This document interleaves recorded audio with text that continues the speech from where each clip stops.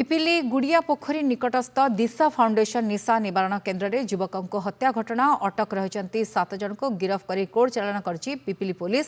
गिरफ्त मध्य 3 जन संस्थार सदस्य होता बेले 4 जन अंतेवासी रही। तेज सीसीटीवी फुटेज युवकों को पिटी पिटी हत्या कर स्पष्ट होती। घटना घटवा पर भୟରେ अंतेवासी माने संस्था छाड़ा दिशा फाउंडेशन निशा निवारण केन्द्र में ताला झुली। घटना पुरी जिला सामाजिक सुरक्षा अधिकारी अधिक तदंत करेंगे बोली कहते पिपिली थाना अधिकारी। गतकाली निशा निवारण केन्द्र में लक्ष्मीसागर अंचल सुभाषिष नायक को पिटी पिटी हत्या कर अभियोग आनी मृत युवकों बापा।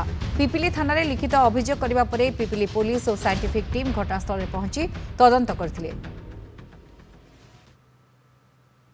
तदंत कलु तदंत विभिन्न दिग को माने तदंत करी प्रमाण मिला 7 जन जाक बाड़ी थे आउ जन अच्छा टोटाल आम 7 जन का गिरफ्त कर कोर्ट चालाण कर निश्चित भाव में आम बर्तमान देखुचु आम डिस्ट्रिक्ट सोशल सिक्यूरीटी अफिसर चिठी कर संस्थार तार भल मंद को इन्वेस्टिगेशन कर एनक्वारी करने लिखि दौर।